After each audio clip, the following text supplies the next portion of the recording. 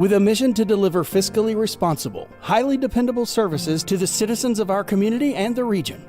With integrity and professionalism, this is the City of Albany Commission meeting with Mayor Bo Duro, John Howard, Ward 1, Mayor Pro Tem Matt Fuller, Ward 2, BJ Fletcher, Ward 3, Chad Warbington, Ward 4, Bob Langstaff, Ward 5, Demetrius Young, Ward 6, with Interim City Manager Stephen Carter, City Clerk Sonia Tolbert, and City Attorney Nathan Davis.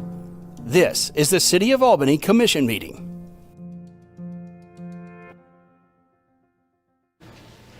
Good morning. Welcome to the November 3rd, 2021 work session of the Albany City Commission. November 4th, 2021. I apologize for that. Could we call the roll, Ms. Talbot? Ward 1. Here. Ward 2. Ward 3. Here. Ward 4. Ward 4 is here. Ward 5. Here. Ward 6. Here. Mayor. Mayor's here. I want to say thank you to members of the commission who agreed to reschedule the work session for today, and I want to apologize to any member of the board or the staff or public who were inconvenienced by the rescheduling of this meeting. When we set it for November 3rd, I didn't have the presence of mind to know I had a prior commitment all day yesterday. But with that, the first item on the agenda is consideration of appointments to a proposed redistricting committee. Before we address that, Mr. Wright has signed up to speak. Good morning, Mr. Wright. Would you like to come to the podium?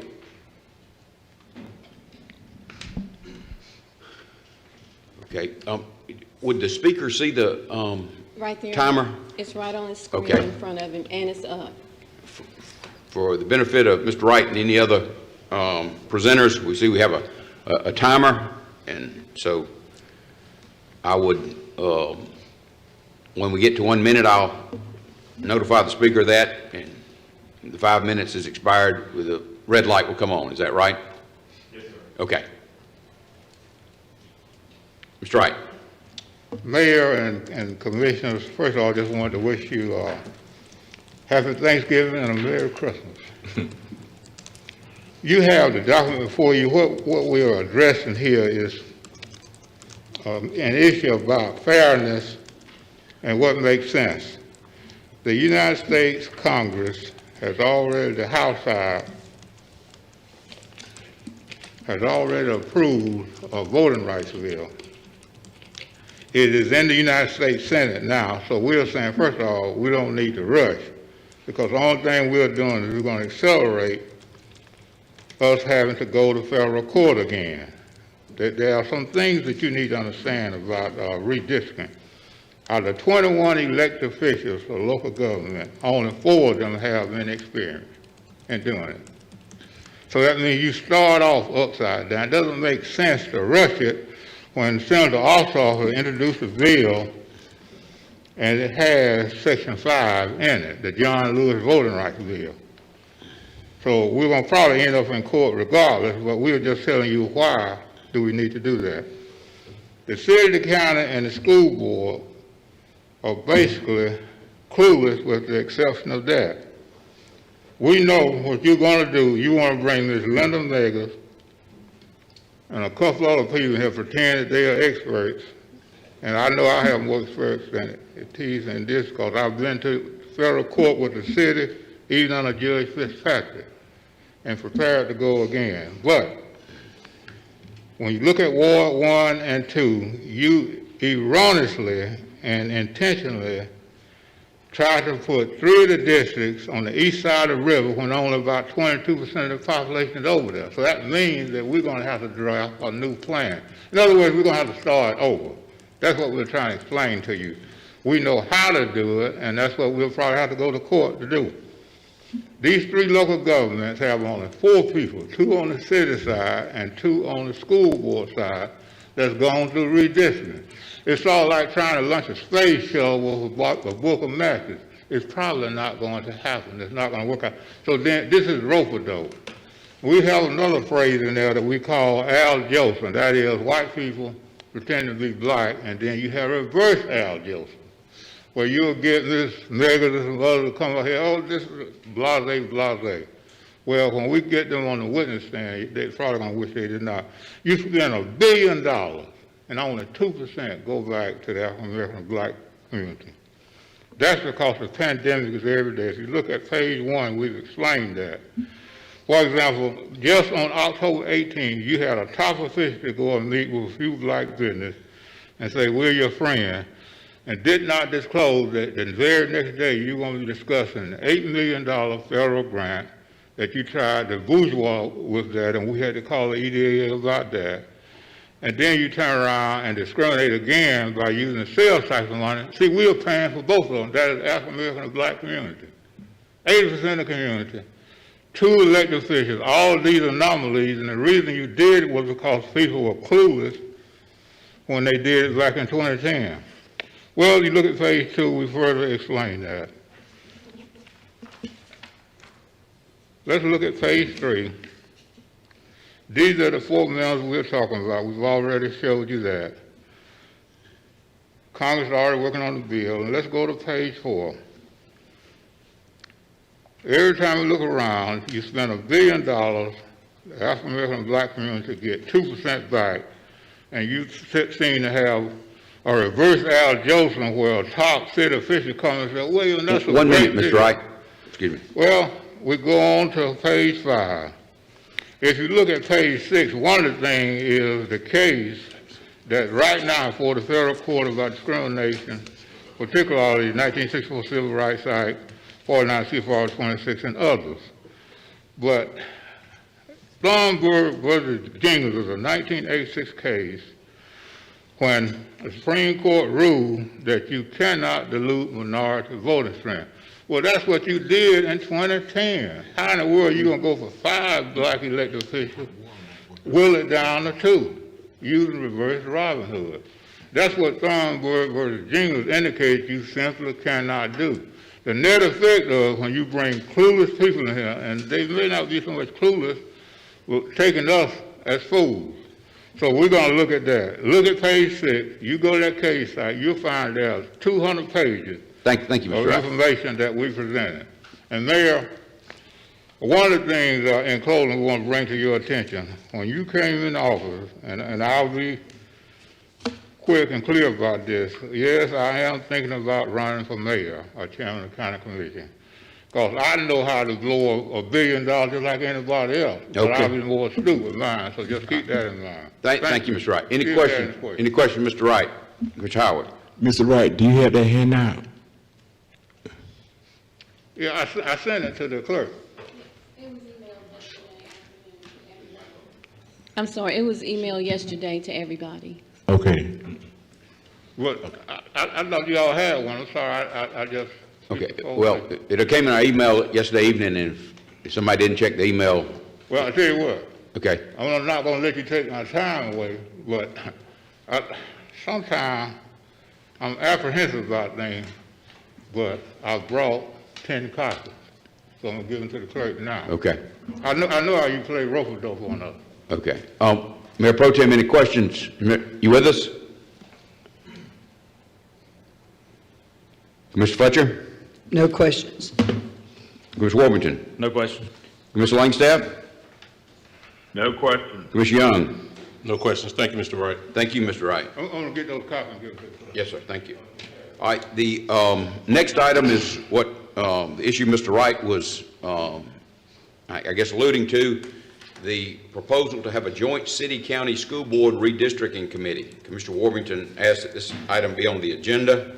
As a background, I had sent a letter out to everyone, email, and notified them that the chairman of the county commission had notified me that the county commission and school board were going to have a joint committee, each body appointing 3 members, as I understand, and he inquired to determine whether the city would be interested.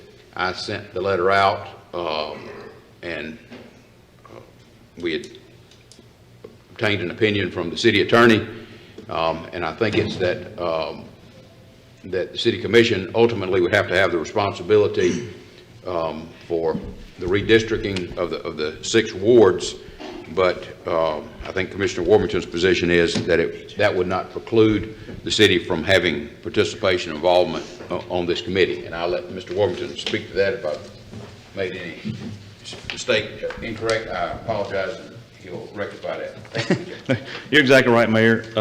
I don't know the other 2 entities, the county or the school board, you know, what they're sending their representatives to. I just would not want to have no involvement.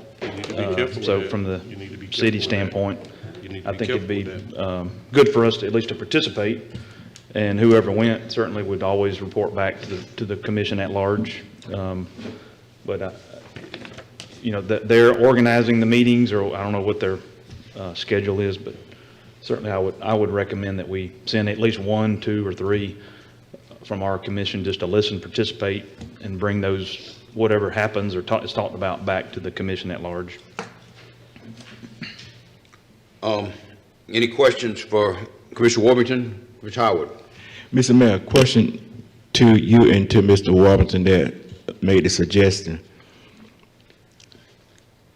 How would this committee work? And what I'm concerned is about that the school board and the county lines are the same, but when it comes to the city, our zone are totally different because we are only city resident. And would it be feasible that we just do it ourselves? Because the school board and the county, you know, constituent cover the city and the county, but as a commission, we just only cover the city. Yeah, certainly our boundaries would be up to us. And from what I understand, the timing, the school board and the county, they're going to deal with their lines, I believe, the state's in session as of yesterday. So they're trying to get their lines approved in this current session. I believe municipalities technically won't go through the state till next session, which would be January, February. So there's not a huge rush, I guess, for city, but I just believe we should at least participate in the meetings, listen. Certainly they've got to work on their districts first. City would be last, and whether we want their input or we want to, you know, I don't know how we would want to involve them in our process, but they're getting together at some point soon, and if, you know, if the will of the commission is to not be involved in it, and that's fine. I may try to just go be an observer. I assume it'll be a public meeting. You know, I would want one of us, at least somebody from staff or something, at least listen and be in the meeting, whether we're at the table or not.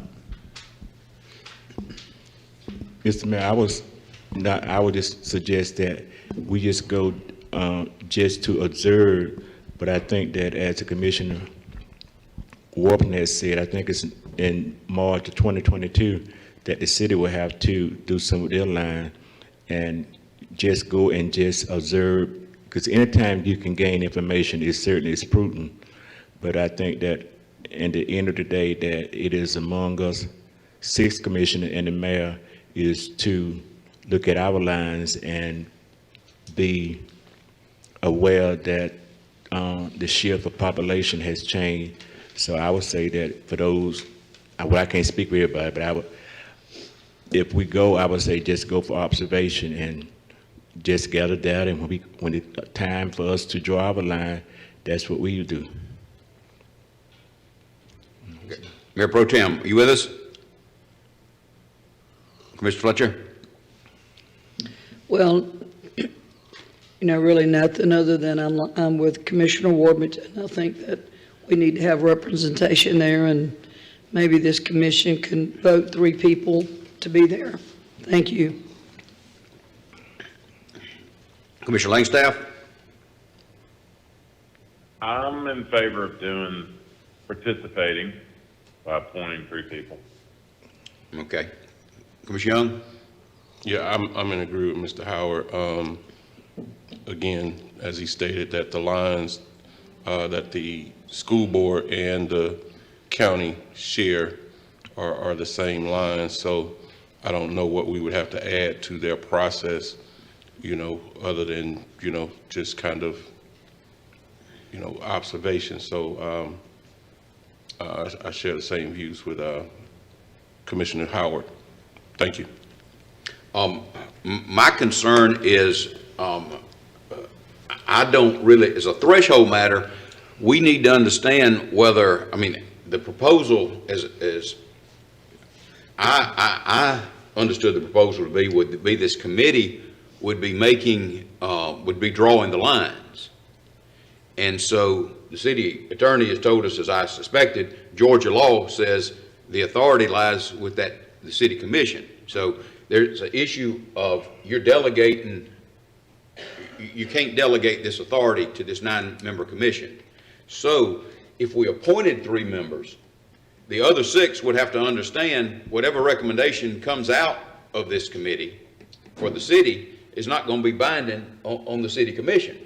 First, I don't know whether the county commission and the school board would agree to that, because it was my understanding that the objective was to have this 9-member committee to, quote, take the politics out of it, and then we have plans for the county and school board on one hand and the city on the other.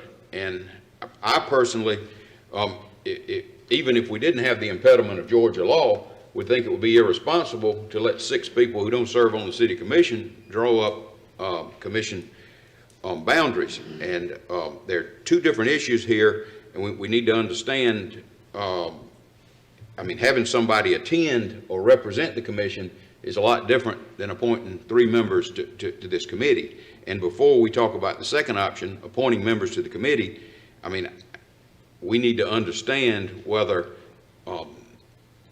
the county and the school board would agree to the city.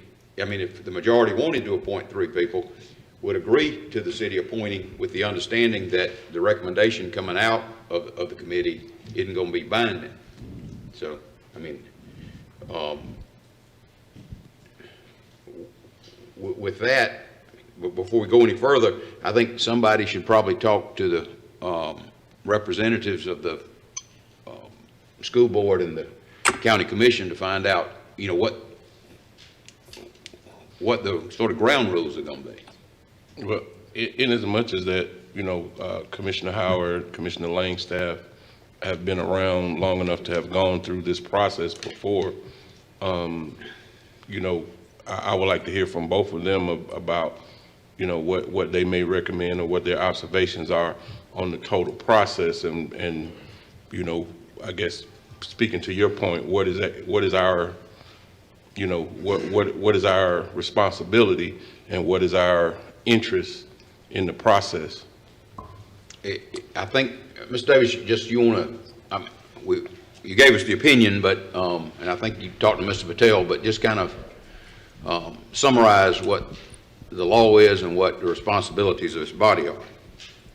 Well, the responsibility of this body is to come up with its own redistricting, and unlike the other bodies, y'all can do it under home rule, so you don't have to worry about the legislature, you know, the 40 most dangerous days when session. The discussion you've had is, like you say, do you want to informally send somebody? I like the idea of making sure you get something back from the school board and the county that this body's going to do its own voting, in effect. That's what counts. Votes here to redistrict is what I guess, Commissioner Warburton, we need to get some clarification in, about, you know, there's a difference between having representatives, or there's a difference in just having somebody observe, which obviously is an open meeting, so we can do that, or having representatives from this commission, or then third, which is I mean, and maybe I'm incorrect, but I was under the impression that the idea was that whatever recommendation came out of this 9-person committee would be binding on the city, and I may be wrong about that. And if I am, you know, and the majority wants to appoint 3 members to the committee, it doesn't have to necessarily be commissioners, I don't guess, but we could proceed with that. But well, Mr. Mayor, you follow what I'm saying? I mean, we need to understand what. Yes, sir. Yeah, I think I asked that Commissioner Howard or Commissioner Langstaff speak to their experience having gone through that process. I did want to hear from either one of them. Commissioner Howard? Commissioner from the 6th Ward, I have participated in 2 of them, 2020 and, 2010. Good morning. Oh, good morning. Good morning. Thank you. Uh-huh.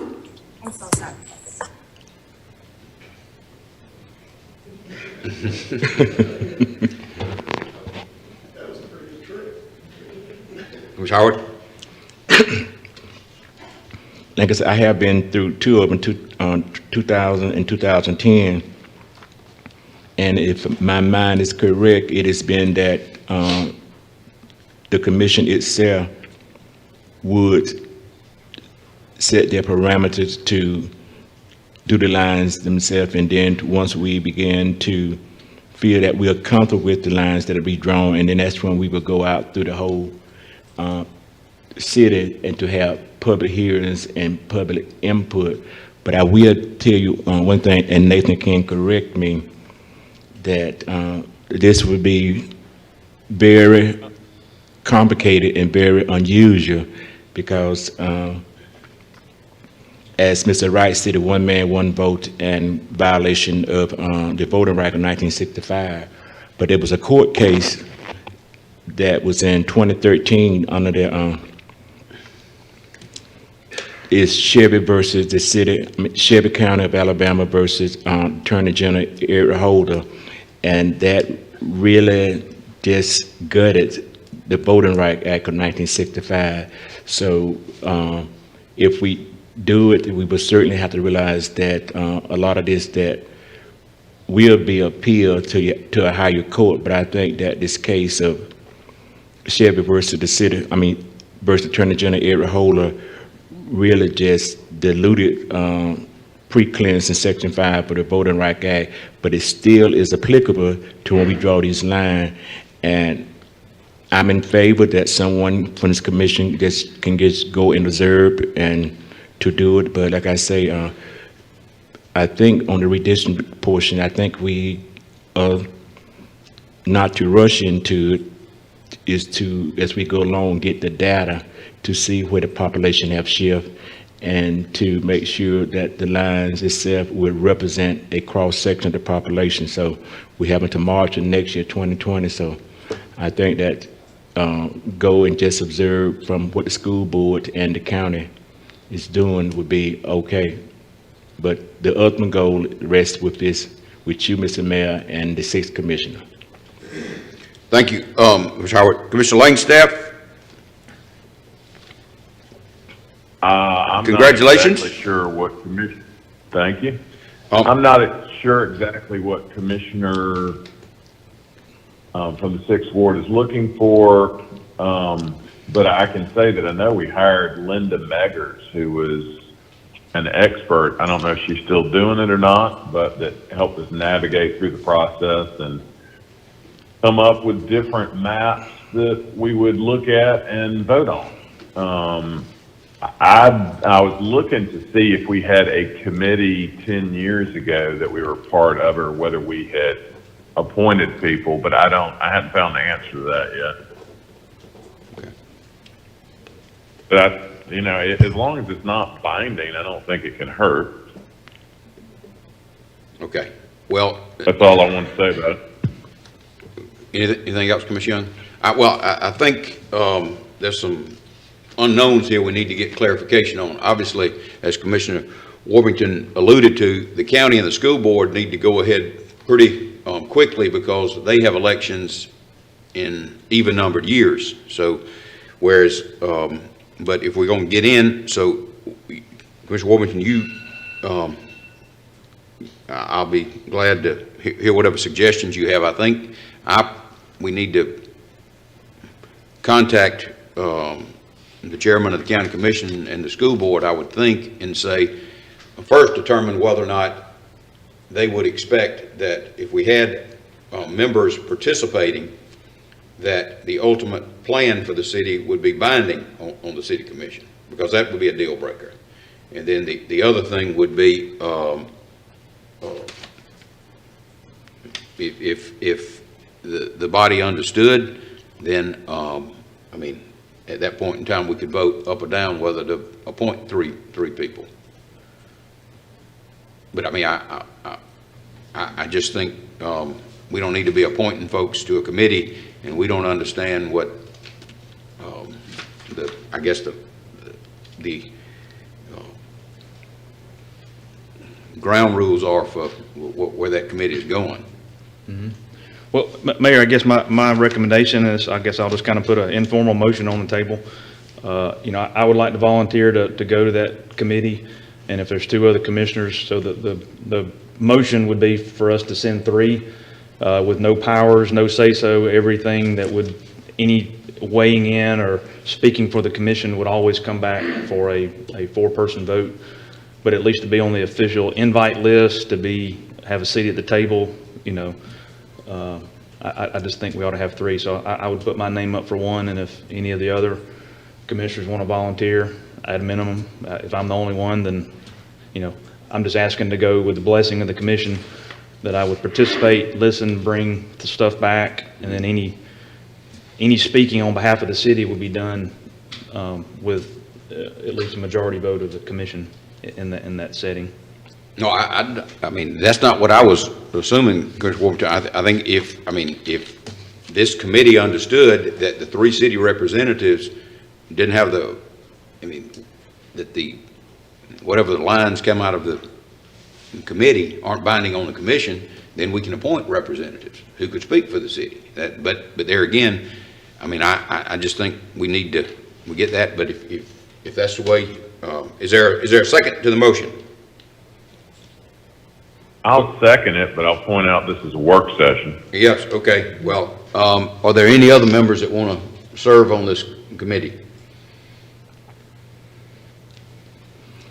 Mr. Mayor, I would go to the meeting, and as the commission said, that we just go just for observation, observe, and I guess just take good footnotes. Well, again, Commissioner Howard, I mean, I appreciate you volunteering, but I think we need an understanding, because we don't want our 3 members going to the committee and then, Chairman, whoever's the chairman of this committee says you can't participate in the discussion. You know, you're here as an observer. That is why, you know, I think we need to kind of understand what the ground rules are. We can go and just observe what's going on, and, you know, put some tape across our mouth that we would be just like an average citizen, and just listen and learn. All right, okay. Well, but I think it would be better if we have representatives who are going to actually participate in discussion. All right, but Commissioner Howard and Commissioner Warburton, any other member of the commission willing to serve? Isn't this after the first of the year? Well, for the municipality, it will be, but, you know, my concern if we wait 2 weeks is I suspect they're probably meeting very soon, because if we wait 2 weeks to discuss it again and get clarity, we're going to miss the party, and then this is irrelevant. But, so. Well, I was just thinking we got a new member coming up in January, and shout out to Mr. Johnson for your victory, and Bob Langstaff, and you know, so that's just my thoughts on it. Okay. So, yeah, so I think the work will continue into the first year, but Okay. the work probably is going to start relatively soon. Yeah. So you'll be there to catch everyone who is up, and then take a vote after the first of the year, and like the mayor said, with the understanding of exactly what you're doing there.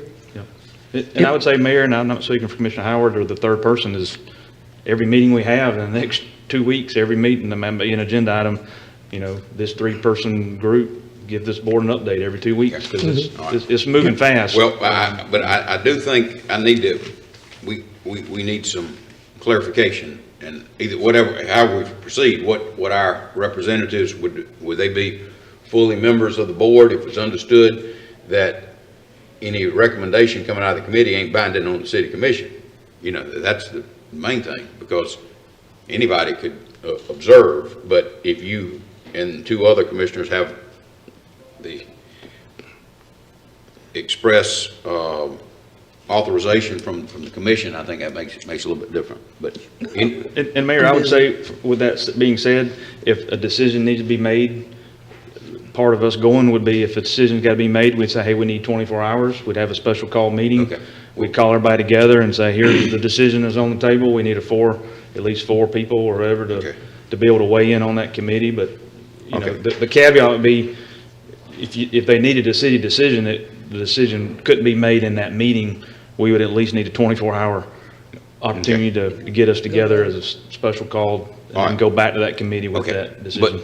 But to move on with it, Commissioner Howard and Commissioner Warrington are currently willing to serve. I will get a letter out and I will send it to all the commissioners before I send it to Dr. Fennessy and Mr. Cohilas, just saying this is what, you know, we propose to have 3 representatives on the committee, but we need to know whether or not they will be allowed to fully participate in the event that whatever decision is made by the committee isn't, you understand that it's not binding on the city commission.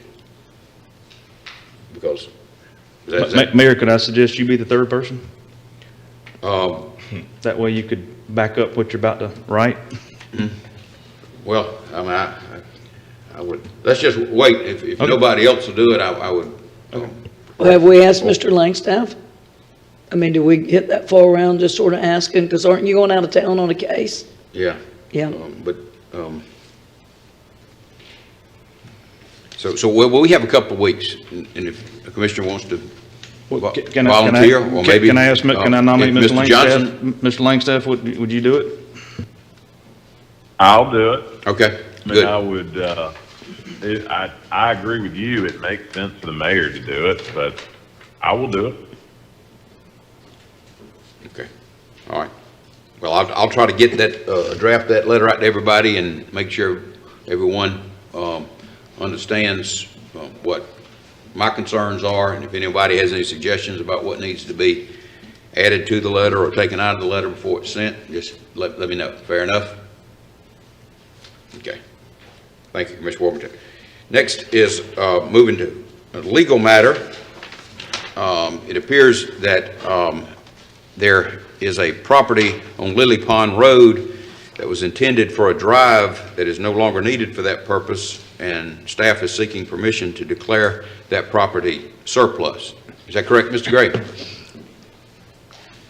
Good morning, Mayor and Commissioners. Good morning. Yes, sir, that's correct.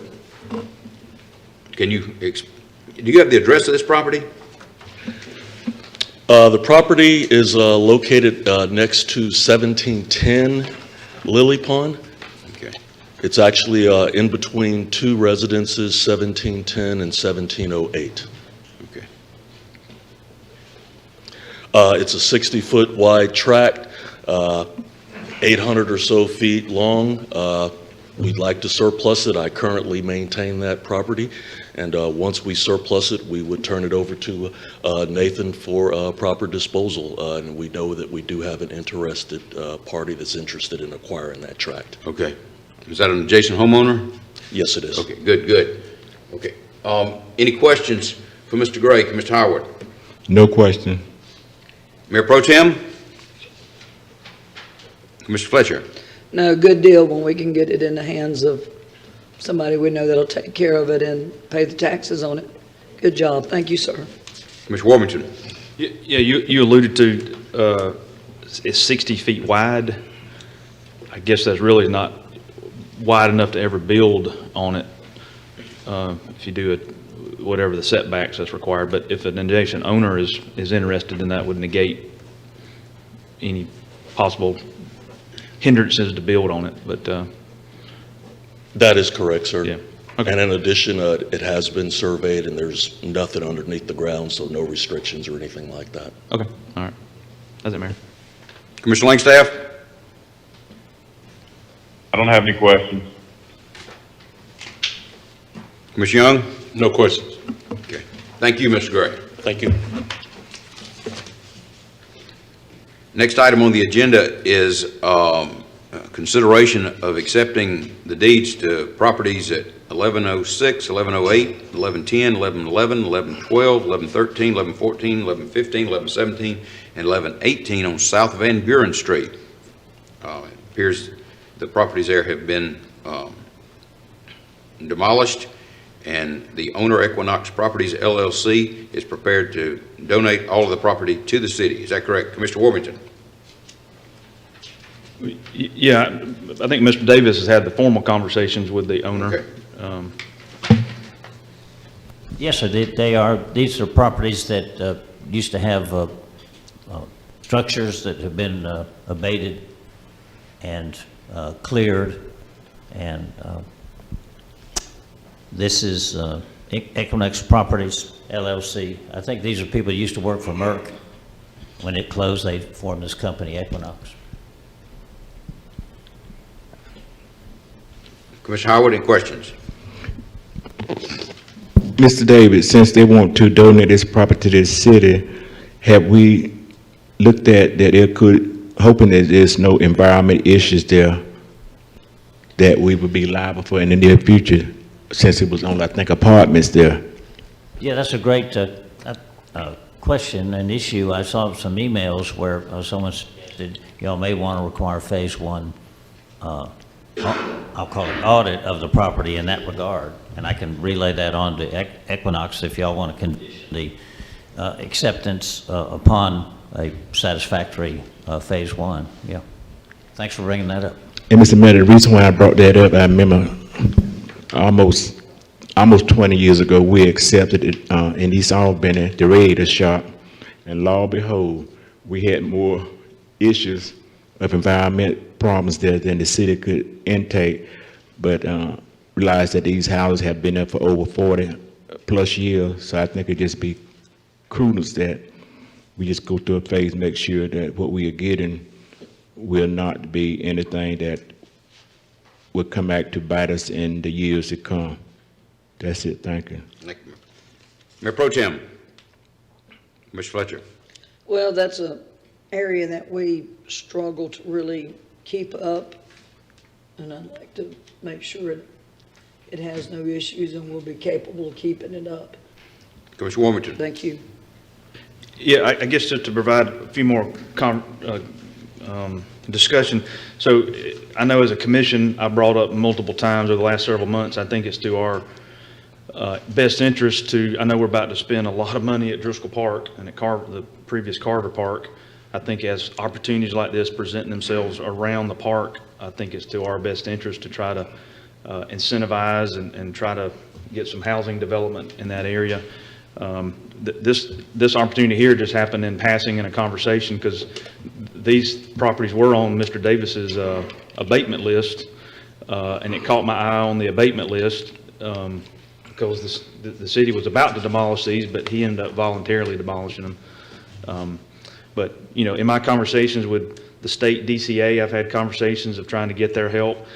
Even as early as yesterday, I was at the ribbon cutting at the Oaks ribbon cutting yesterday over on Society.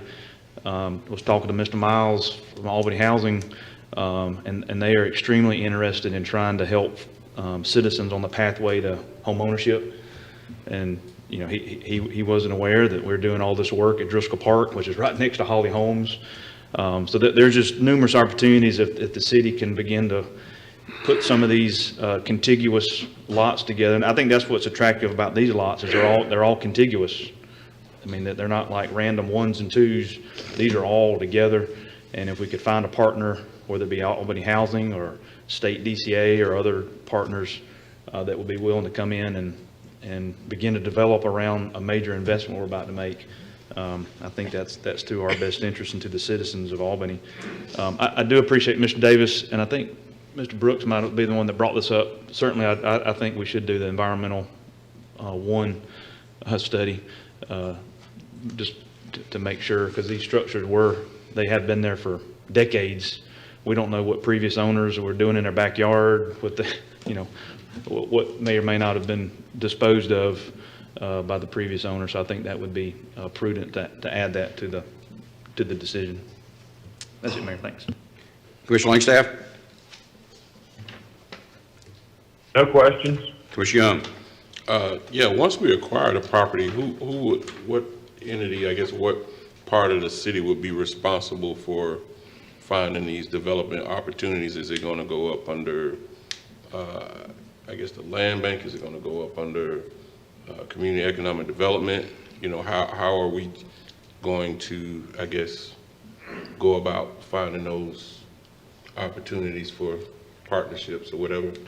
Whose responsibility is that? I'll address it now. Mr. Carter probably weigh in. Okay. I guess to this point, Mr. Young, I've probably been the sole person trying to drum up interest and drum up ideas and drum up funding and drum up grants. But certainly after these properties are acquired, it would go to Mr. Carter to take these high-level suggestions and try to get them into a working format and try to get something going. So it would be something we would need. Once we got the positive environmental study, once the deed is completed, then certainly that needs to be something that hopefully staff could come back with. Here's 3 ideas of how to possibly get some interest going. So, Mr. Carter, I just wanted, if you got any other ideas. Yes, that's basically it. The process would be, you know, if this is approved and we acquire the properties, the first thing would be to kind of evaluate what can go there, and then start looking for investors that may be able to help us do that through our community and economic development, through our economic development committee, just through advertisement from the city that these properties are available. But what I like to get is some direction from you guys about what would you like to see there. We can make some recommendations as what we think should happen there. We can make some recommendations about some programs that we think would be good to incentivize maybe even some of our employees to live there or acquire some of that property. But there's several things that we can do. We just want to make sure that whatever we do is going to be approved by this board before we start moving out on it. Okay. I know community economic development has done housing developments. They've done Hampton South, which is probably three blocks from this location, and other things like that. But again, we just kind of need to know whose responsibility it is, because if it's not said, this is your responsibility, then it's nobody's responsibility, and we kind of got some properties that are just sitting there, and we can't say, okay, well, who was supposed to be working on this?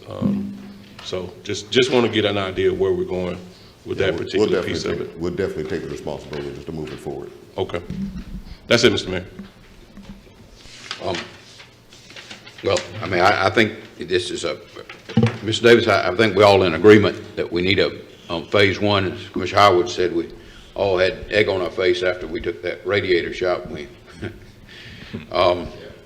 Yes, sir, I'll get something out to Equinox this afternoon about that. And but the other thing is, I mean, I think there's great potential here because, as has been pointed out, we're dealing with almost a whole city block. I mean, it's almost like you could begin to create a neighborhood in close proximity to Driscoll Park. And but with that, the next item on the agenda is seeking approval to authorize the APD to enter into an agreement with the Georgia Department of Public Health, a data sharing agreement. And is Chief Pursley with us this morning? Good morning, Mayor, Commissioners. Good morning, Chief. All right.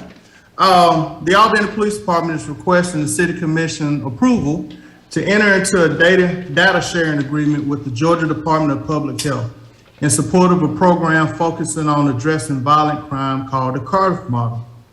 The Cardiff Violent Prevention Model provides a way for communities to gain a clear picture about where violence is occurring by combining and mapping both hospital and police data on violence. But more than just an approach to map and understand violence, the Cardiff Model provides a straightforward framework for hospitals, law enforcement agencies, public health agencies, community groups, and others interested in violence prevention to work together and develop collaborative violence prevention strategies. This effort is part of the initial steps in the Albany Police Department, Phoebe Putnam Memorial Hospital, the Georgia Department of Public Health, and the Centers for Disease Control and Prevention in establishing a public health approach to violent crime here in the community. This agreement will last 2 years and allow for renewal at the end of the agreement.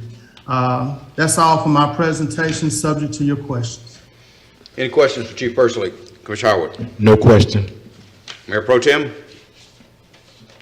Commissioner Fletcher, No questions. Commissioner Worthington. No questions, but I do appreciate you, Chief. He brought this to our Public Safety Committee meeting a couple of meetings ago.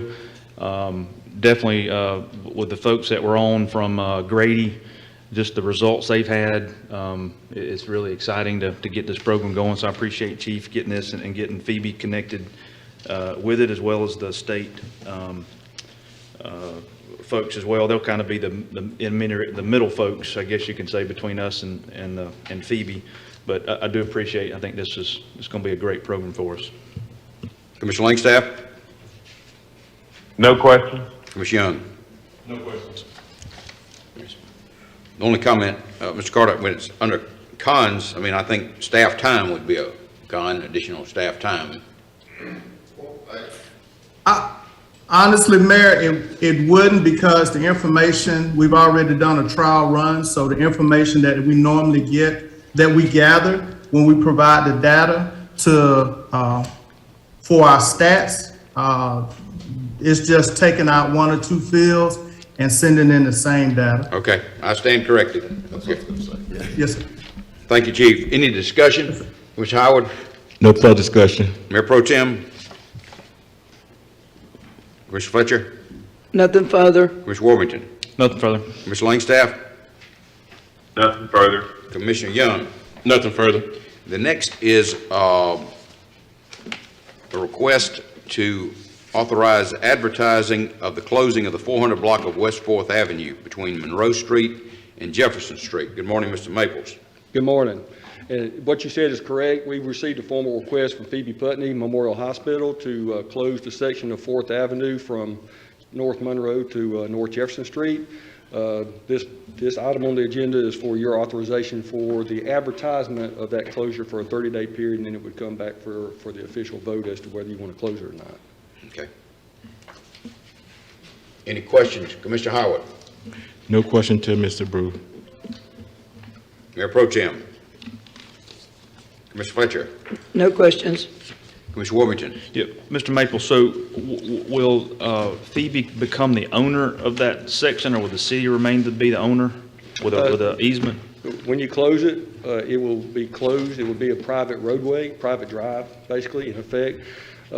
Basically, when we do the closure, any existing infrastructure items that we have in there, it will remain as an easement at such time that if they do remove any of the infrastructure that we would maintain, at that point, you could consider abandonment of the easement. But based on discussions, we will probably retain some of the infrastructure in there because we have fire protection that we have to provide with the fire hydrants and the water mains, and then we'll have some sewer and some power and some other things. So this is, the preliminary, very early stages of discussions with Phoebe about the possibility of the closure. So a lot of details to work out if it's approved, but we've had a lot of good discussion, and a preliminary layout of what they propose is in the agenda packet. So. So technically, I guess because of that reason, any new structure couldn't like straddle the road. I mean, they could close it, but their new building would have to stop short of all the sewer and the storm that's going to remain underground. That's correct. Okay. All right. That's it, Mayor. Thanks. Commissioner Langstaff? No questions. Commissioner Young? No questions. Yeah, the infrastructure you have there, Mr. Maples, you say you got water mains, sewer, and electric lines? We've got, 4th Avenue's got just about everything in the world in it. So anything that's done, in our preliminary discussions with Phoebe is it would be incumbent upon them to relocate and pay for that relocation of any of the infrastructure. Either that or we would retain an easement and then we would maintain it. They'd have to make sure we have access to it to maintain it. So. I would be interested, I mentioned this when Mr. Steiner made the presentation when I met, I would like to know how many people use 4th Avenue for some reason other than accessing one of the medical facilities or the emergency room. Okay. That number's probably not going to be very high, Yeah, we've done a traffic count. I don't have those numbers just yet. We put something out there because we figured you'd want to know what the traffic count was on it. Okay, So but, we I did- mean, what I was saying, Mr. Mayor, not how many cars Right. access Fourth Avenue, but how many cars Actually, go from either Jefferson to Monroe that's right. or Monroe to Jefferson. Right. You know, because obviously I think most people that go on Fourth Avenue are there for, Yeah, and all the properties on Fourth Avenue in that block belong owned, to I see that. by Phoebe or some entity of Phoebe, so. Okay. So, but we, we've got the traffic count numbers. We can try and glean some information out of it as to what's left over, as to what's happening. I was thinking Phoebe ought to get that, We can definitely ask that. commission that study, but, with that. Thank you, Mr. Michaels. Any discussion, Commissioner Howard, No further discussion. Commissioner Fletcher, No, I agree with you, Phoebe. I mean, I'm with you on this. Thank you. Commissioner Warburton? Well, just the discussions, I don't know if anybody from Phoebe is actually here, but, for the community, this is actually a very exciting project. I mean, they're going to be expanding their I guess this is all tentative, but, what they've communicated to us is they're expanding their emergency room, expanding their neonatal, so all the services that all of us as citizens need and could possibly use is what they're expanding. So certainly it's an exciting project that's going to serve the needs of our community tremendously, as well as the region, because, Phoebe's a regional hospital. So just wanted to make that comment that this is a great project for our community. Mayor, didn't they say that it was going to be close to a $100 million project and no monies requested from the city? You were in that meeting? Yes, correct? I think they are doing their own capital Yeah. fundraising, yeah, so it's They're very certainly there. exciting. Commissioner Langstaff? Nothing further. Commissioner Young? Nothing further. Okay. Thank you, Mr. Maples. Thank you. I guess you're going to stay with us. Yes, sir. A proposal to close a alley running from 6th Avenue to another alley, is that correct? Yes, sir, that is correct. Okay. This is in the 700 block of 6th Avenue, which is basically between North Van Buren and North McKinley Street. It's a north-south alley that runs from an existing alley. It's adjacent to an apartment complex. Vandelay Holdings is the one that has requested the closure of this portion of the alley so they can put up a privacy fence. And this is for the advertising again, for the 30-day advertising for consideration for closing of this alley section. Okay. Thank you, Mr. Maples. Any questions? Commissioner Howard? No further question. Commissioner Warburton? Yeah, Mr. Maples, just for clarity, for advertisement, I guess it'll be advertised in the newspaper. Yes, sir. Will all the citizens in that general area get like a letter in the mail? We can send something out. We posted out there that there will be a closing, so we'll post something. We'll get some information out to the. So it's kind of a posting, like a zoning posting or something? Yeah. Okay. We'll do that. Just so everybody understands what's going on. Right. That's my only concern was, just looking at the satellite map here. I mean, there's 2 or 3 houses that this is connects, so just make sure that they're not surprised, and then one day they're like, hey, I use that alley, and that's where I put my trash, and that's where I put my yard debris, and then will there be a public hearing? Is that the way this works? Or will it just be on our agenda to It'll vote just be on? on your agenda for the closure, but I mean. For the end of the month? People can come and make comments about it if they want to during the work sessions, but. So it'll go for the 30-day period, and then we'll come back and we'll put an agenda item there for the actual closure of the alley. If we don't receive any negative comments or can't respond to the comments that we get during that 30-day period, and then it'll be up for this commission to decide, so. Okay, so it won't be November, it will be a December action item? Yes. You said 30 days, okay.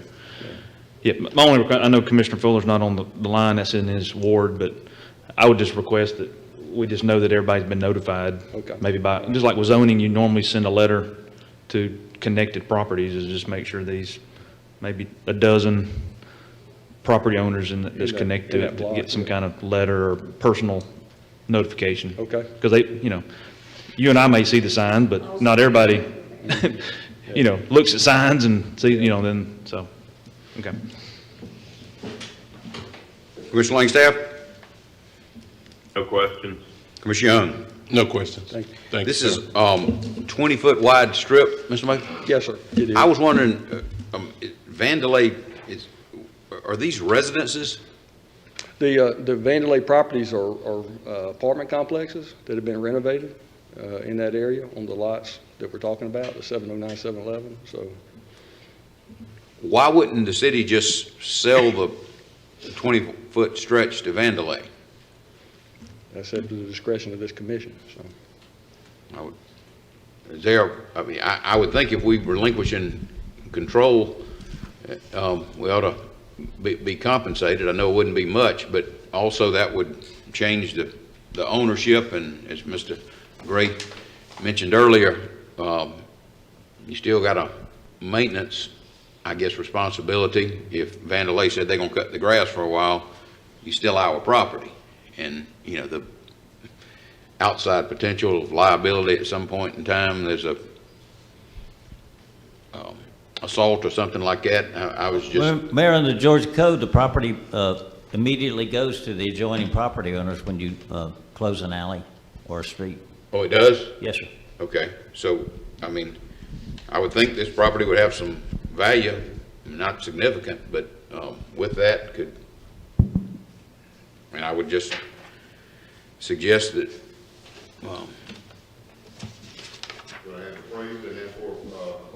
well, I mean, Mr. Carter, I don't, you know, I say let's get an appraisal, and you come back and say the appraisal cost us $4,200 and the property's worth $2,800. That's, I mean, I would just think we ought to in-house get a number of what this is worth, but. We can look at the adjacent property tax values and take it per acre and come up with some kind of idea of a cost and see what you think about that. All right, thank you, Mr. Maples. Any further discussion, Commissioner Howard? No further discussion. Commissioner Fletcher? No other further discussion. Commissioner Warburton? Nothing further. Commissioner Langstaff? No discussion. Commissioner Young? No discussion. Thank you, Mr. Maples. Thank you so much. The next item is a request to make a purchase from Galls, Inc. of Kentucky, Lexington, Kentucky. And I think this is for uniforms for the fire department. Is that correct? Yes, sir. Good morning. Mr. Williams. Good morning.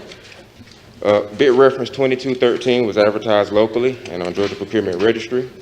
10 firms were directly solicited, 5 submitted bids. Galls was the lowest responsive and responsible bidder. We're seeking approval to have an agreement with the Galls to provide AFD, the Albany Fire Department uniforms for $40,360.75. Okay. Chief Burns, you have anything to add? Good morning, Mayor, Commissioners. Just let you know, this is not just fire department, it's 911 too. We provide uniforms for AFD and 911. Okay. Commissioner Howard, any questions? No question. Mr. Fletcher? No questions. Mr. Warmington? Just a question around the specifications. You know, cheaper a lot of times is not always better. Are you confident that they all bid the same quality, same thread count, same whatever metric that would give the same durability? Yes, sir. When we spec'd it out, we made sure of that because this company has let us down before, but we made sure we went through the process and make sure they're using the same threads, the same material to produce what we're looking for. Okay. All right. That's it. Thanks. Commissioner Langstaff? No questions. Commissioner Young? No questions. Thank you, Chief. Chief, when you said they let us down before, we had a...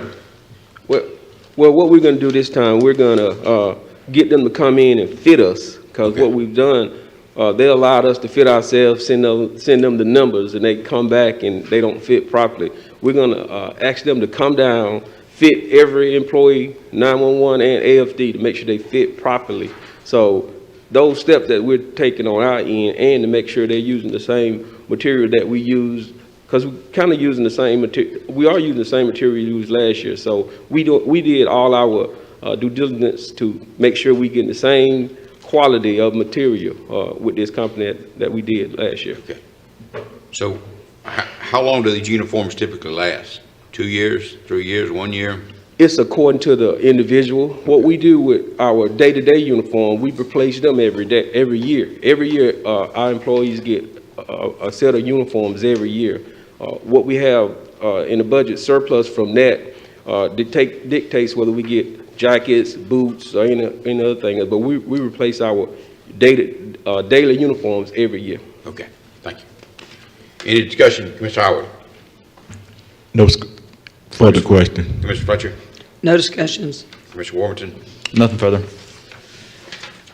Commissioner Langstaff? No discussion. Commissioner Young? No further questions. Thank you, Chief. Thank you, Mr. Williams. Thank y'all. Next, a proposal to purchase two 2022 Ford Super Duty trucks at a cost of $85,872.32. Mr. Bednar, you with us? Yes, sir. Good morning. You got my letter?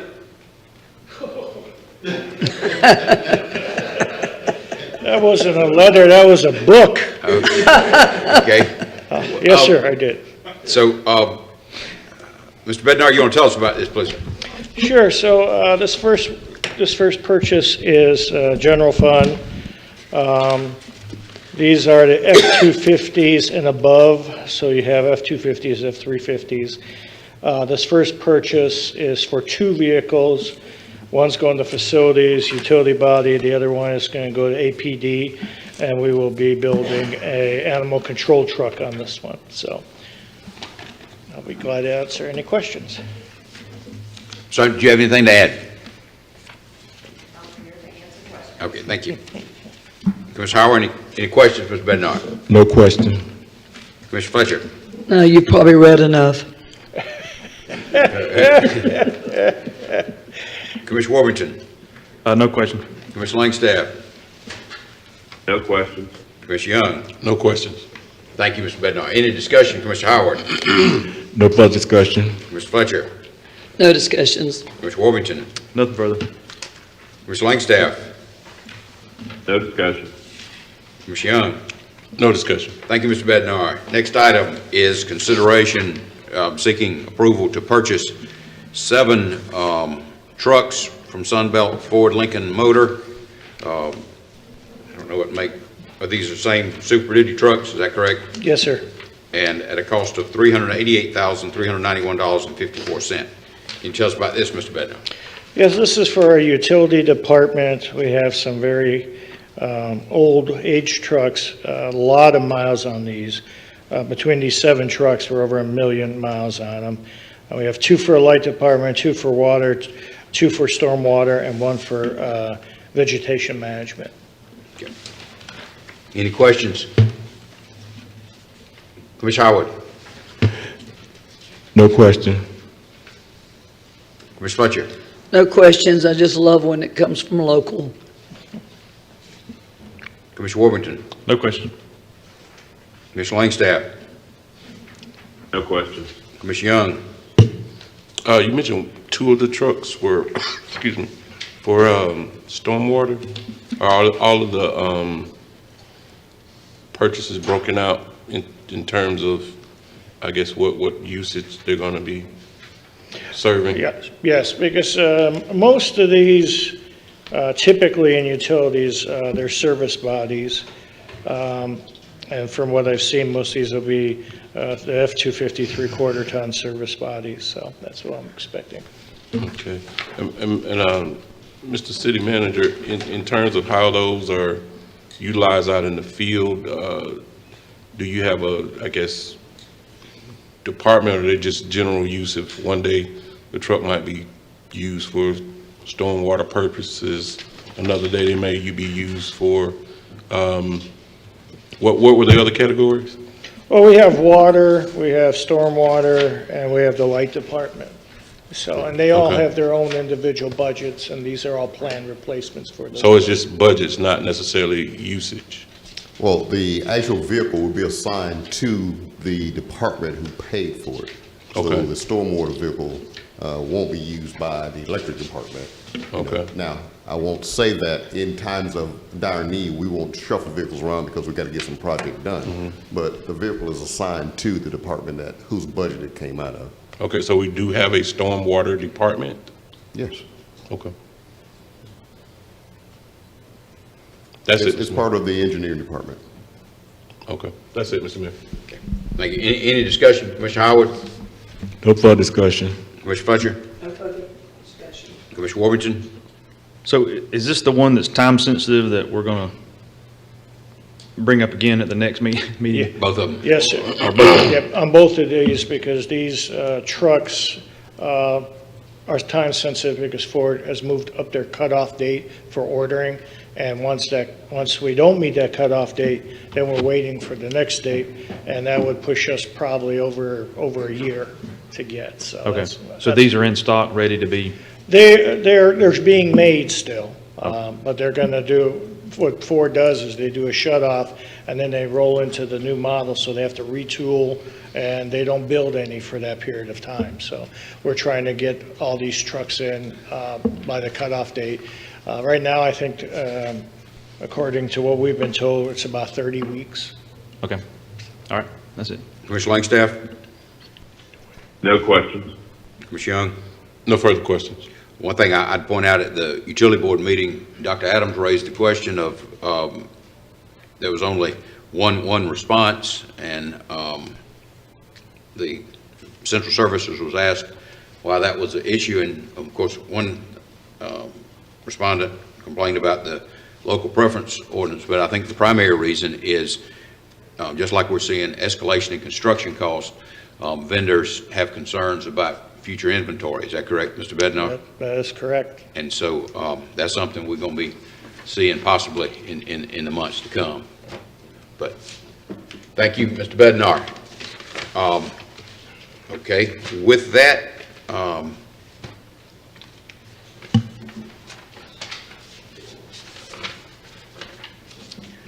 any city manager's update? Yes, sir. Just a couple of things this morning. Good morning, first of all, to everyone. Did have a brief meeting, so I appreciate that. But congratulations to Commissioner Langstaff and future Commissioner Johnson for their victories. But also, just to reiterate, our COVID numbers have really improved over the last few weeks. Our community positivity rate as of yesterday was only at 3%. So we're looking to start moving toward a more open process. You know, we've brought the employees back. We're opening the offices back up. So we're looking to kind of move back into the normal business as usual kind of process now. And also, we have a city manager's update document that will go out later this afternoon. Any questions for the city manager? Commissioner Howard? No question. Commissioner Fletcher? No questions. Commissioner Warrington? No questions. Commissioner Langstaff? No questions. Commissioner Young? Yes, sir. I had some time ago asked for a report or some information on exactly what our stormwater situation was in terms of what we're doing, how much money we're spending, how's that park department set up, and I still haven't heard anything back or gotten anything from staff concerning. I'm sorry for that. We got this recorded now, and we'll get you something by tomorrow as what's happening with that. Okay. Do you have something specific that you're looking for that we would make sure we can address for you? As I said before, is just an overall general report on exactly where we're spending that money, how that department is set up, and the other thing I really want to kind of get a overall view of, ponds, what pond is servicing what area, even down to maybe some maps in terms of, something I can take to the constituents and explain to them how that money is being maintained for drainage ponds, how that's going to fit with the stormwater system, that kind of stuff. Okay, now we can give you an overall view of the stormwater system. If we're going to produce maps for you, we may have to go a little bit longer than tomorrow to actually get all the documentation that. Well, whatever you have, it's available tomorrow. I'll take it tomorrow. Okay, that'll be fine. That's it, Mr. Mayor. Thank you. Thank you. One thing, I just to follow up on that, Mr. Carter, I think I had asked Mr. Stock to provide some information that I could process as just a general citizen, not an expert. And Mr. Stock gave me some information, but I told him that's really not what I was looking for. He said, well, you just need to sit down with me and tell me. I think probably the best thing we need to do is certainly give Commissioner Young whatever information he's requested. We need to have a detailed information about the stormwater department. I mean, there were candidates running for city commission said, you've raised $28 million. Well, I mean, the community needs to understand, if somebody's running for office, they need to understand that department is it supposed to be an enterprise fund? It is an enterprise. And it's operating at a deficit, correct? It is. Okay, so, I mean, we need to understand the money that's allocated to that department. Obviously, it's for maintenance expense. Yes. And equipment used by the department. Correct. But most of us wouldn't know whether that includes the salaries and benefits of those employees who are in the department. I mean, you know, this is what we need to know. But the other thing, and particularly Commissioner Young was saying, these ponds, I mean, the engineering department, folks have been dealing with it their whole careers, and they know how it works. But it's very difficult for us as non-experts to understand the operation of the system and even how the CSO project is going to be accomplished. And that's what I think we need moving forward. But obviously, Mr. Stock's point's well taken. And what I will do is get with him sometime next month and just say, this is this is the information that I would like to have, and sort of explain to us how this system works and how we channel and discharge wastewater and stormwater. So we basically need like a stormwater 101 to define what it is, how it works, and also make sure everybody understands that CSO project is not just a stormwater project, that's a sewer project also. Yes, sir. Yes, sir. So that's a combination of those two departments. Right. And you know, I mean, just like going to the treatment plant, you learn so much. And I think probably 80% of our citizens aren't even aware that water treatment is, you know, you just don't think about it. But so. All right, we'll try to put something together for that, but I still would like for him to sit down with you so you can get some particulars for what you're looking for. We'll get together and if I could follow up, if we could get some information on the Gordon Hotel, I'd really like to see some progress over there. Right, we have a meeting scheduled with them to get some information from them, so we'll share that with the rest of the group once that meeting has taken place. Okay. And okay, other business, Commissioner Harwood. Mr. Mayor, I'll wait till we get down to item for the next agenda. Okay, thank you. Commissioner Fletcher, other business. Well, you always, if I'm under other business, you say it needs to go under news, so I'm gonna let you figure out where this needs to go. You and Steve Carter, good that the COVID numbers are going down. You know, and that's important, and the public has been listening to them very closely. And I've got a letter that I'm going to give to everybody to really detail what I'm fixing to ask of you, but I'll make it sort of short and sweet because I know that you'll catch what I'm saying, along with Chief Pursley. He talked a little bit today about APD. I'd like to request a review of all data relating to crimes covering both people and property, violent crimes, and property crimes. I'd like for that data to be clearly labeled per ward. I understand that this data is stored by David Sparks. It is.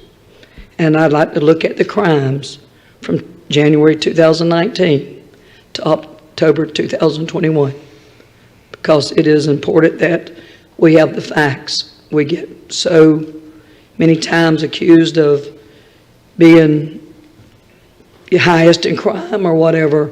I want the real facts, what's really stored, and I'll again give everybody sort of official handout of what I would like. but I think this was probably good enough for now. Right, we got, we produce those crime stats all Yep. the time, so that's not even a big reach for us. We already have that information available. Okay, and like I said, I'll give you more detailed, you and Mr. Davis and the mayor, others on what I want, but that's generally what I'm looking for. Not a problem. And would like to get it by the next meeting. I mean, I think with it being stored, it shouldn't take a long time, maybe the Right. separation of each ward. Yeah, I think we already have it by week. I think you do. Yeah. Thank you, Mr. Carter. Not a problem. Commissioner Warburton, other business? No other business. Commissioner Langstaff? No other business. Commissioner Young? No other business. I just want to say, I was in Cordell yesterday, and they had like 10 charging stations on 16th Avenue.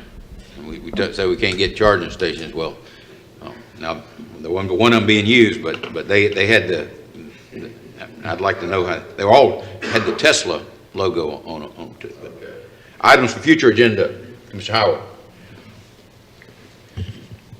Mr. Carter, is there any way that what we can do, since the last meeting, I've been in receipt of several different emails from individuals that are staying in those apartments, that those 16 apartments that they own, that from rodent infestation, still leaking roof, things of that nature, and it appeared that the new owner is just following the same track that the old owner of those units. And is there anything we can do? I'm pretty sure they may have received several calls, because I forwarded some calls to the mayor office that the individuals that is in all these units, and I just received one this morning off Nottingham, that person are complaining that, rodents are in the house and the property manager's not doing anything to help rectify those issues of concern.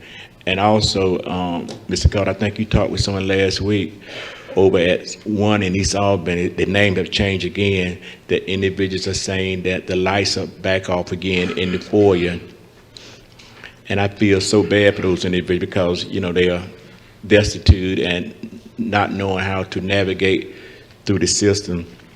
That's one of them. And then, Mr. Carter, the next one is that since we received a letter that our infrastructure individuals that worked out of Public Works, that ESG has been sold, could we get something to say how would that affect our contract with them in the next 4 years of this contract? Say that last part again. When we got that to monitor the lift station, ESG is out of Macon, have been sold. Can we get something? How would this new transaction affect the contract for the next 4 years? Okay. The first one that you talked about with the rodents, as we get those reports, we actually go out and visit the property owners, and we give them some warnings that they have to take care of those things. We give them some deadlines they have to meet. So as we get those reports, we actually act on all of them. We don't just let those go. And as far as contract for ESG is concerned, that should not affect our contract at all, but we'll check to make sure and give you some feedback on how that works. Okay, and you did say those apartments that the ones we know about now. I don't know about every, we don't go out visiting apartments and then looking for this, but when people report this to us, we go to those apartments where they've been reported. Okay, let me ask you another question.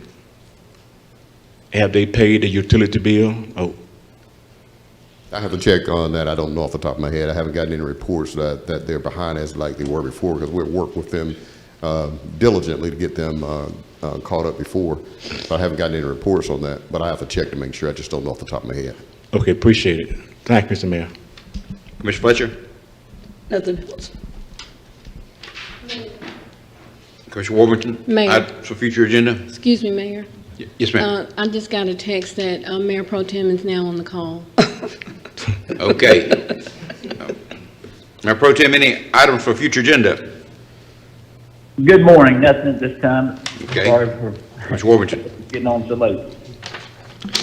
Yeah, I got a few, and it's kind of off of Commissioner Howard's comment just a minute ago.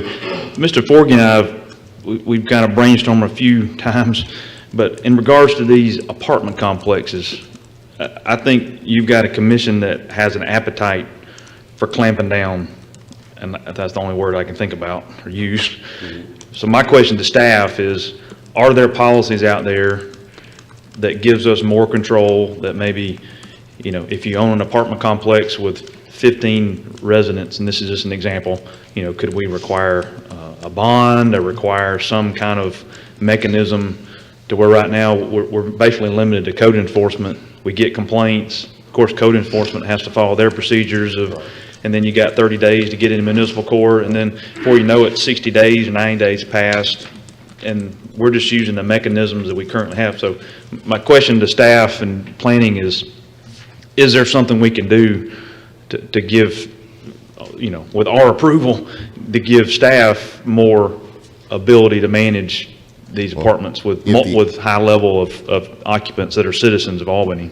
If the appetite is there, you guys can create an ordinance, or we can help prepare an ordinance with Mr. Davis that you guys can approve, that we can put into effect. But again, the appetite has to be there, and understand also that if we create an ordinance such as that, staff doesn't have the leeway to do some and not do some. It's either we do it or we don't. So if there's an appetite to do it, then yes, we can, you can create some guidance that we can go by to enforce those things. Yeah, and I don't know what I'm asking for. I'm just, at least for me, if y'all came with, I'm just throwing ideas out. Maybe if you got a certain level of tenants, every quarter you have to have some kind of inspection. I know fire department has the right to go, you know, inspect for exit signs and fire extinguishers or whatever.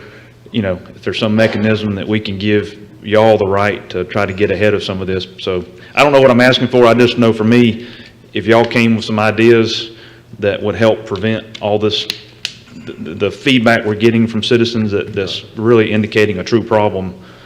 But, you know, I guess I'm asking for an agenda item, is bring those ideas in the form of a potential ordinance. And at least for me, I have an appetite. I can't speak from other. Well, that's the thing. If there's an appetite to do it, we'll definitely spend the time to create, you know, some framework that you guys can discuss and bring to fruition. What I don't want to do is, you know, if there's not really an appetite to do it, we don't want to spend the time trying to do it. Yeah. Well, Mayor, can I just say, if you would just poll the commission to see if there's an appetite for staff to bring us some ideas to help manage these high number apartments. I think what Commissioner Warmington is proposing is that the city commission be more proactive and also consider implementing or adopting ordinances which would give us more authority to monitor. That's right. Okay. Thank you for stating in a better way. Commissioner Howard? Let's go for it. Mayor Pro Tem? Commissioner Fletcher? You know, absolutely, and I would like to even take it a little further and maybe help Mr. Nathaniel and create a task force that will do just this, because we just have so many complaints out here and scattered throughout the city. So that is excellent to be able to try to get a handle on this, and excellent. So I will be right there in the middle of it. Thank you. Commissioner Langstaff? Yes. Commissioner Young? Yes, sir, I'm in favor of it. Actually, the county commission was actually discussing something in this ballpark at their meeting on Monday. They actually talked with Mr. Norman about creating an ordinance that would actually kind of graduate fines on repeat offenders who, you know, kept, you know, certain violations up, because I think the model that they work under now is that they're basically trying to work with the property owner to solve whatever issue, and they'll give them a citation, and if they take care of it, they don't have to go to court. But if they never take care of it, then that's when they go to court.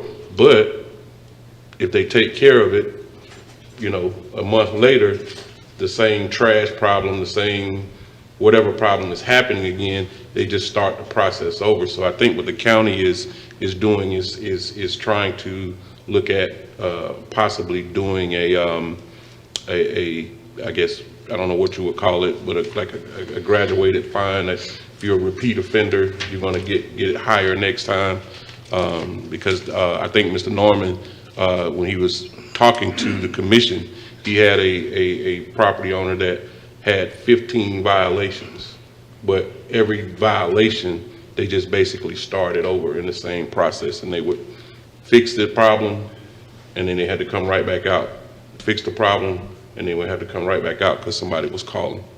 So yes, sir, I'm in favor of it, as well as maybe looking at our ordinances to see if we can do something graduated for repeat offenders. I would think there'd be pretty extensive ordinances in a city like Atlanta, maybe Savannah, Augusta, Columbus, Macon. Yeah, we could use those as Yes, templates and then kind of modify them to fit what the needs of this city is. Also, this would help with our citizens also, because one of the problems that I have and get calls about is when people call and we actually go and do something. Well, there is a period of time that the property owner has to remedy the situation, and then there's a period of time that they wait to go to court, and then there's even a period of time after they've been to court, and sometimes even in court it gets modified. You know, so in their mind, we haven't done anything through all that time. You know what I mean? So I would like to have an opportunity, and I talked to Marshall Norman about this, and we can kind of figure out a way that once we start that process, to maybe put a sign up or put something up to let people know that, hey, something's happening here. You know what I mean? It's not just we abandon what you called us about. We're actually doing something about it, but there is a process that it has to go through. I concur. We're going to have to do something, because the reality is we have more and more owners of large apartment complexes that are non-residents, don't even live in the state, and sometimes they're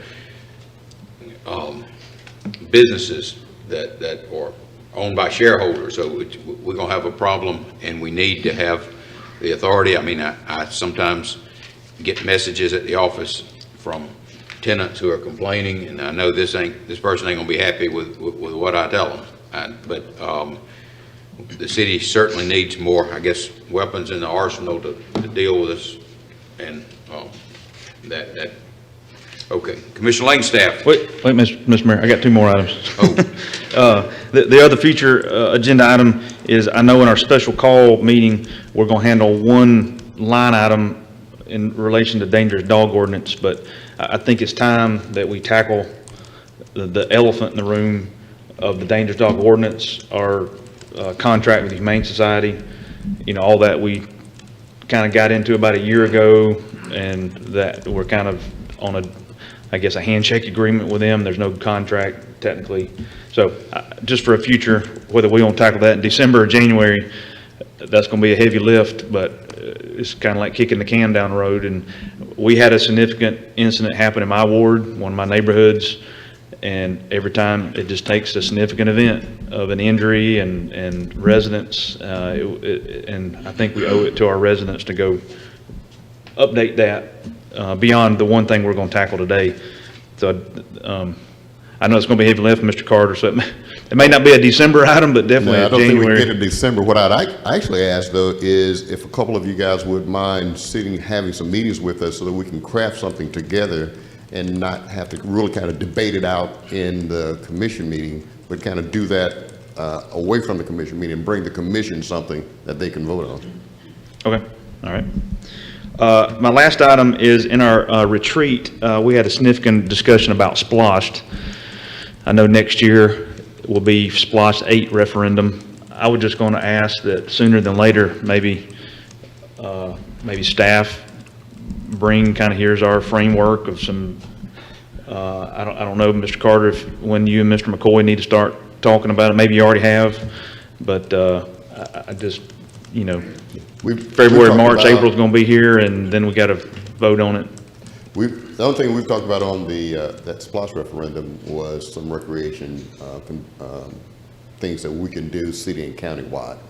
We haven't really got into the other details of what the actual list is going to be. So we can bring you some suggestions.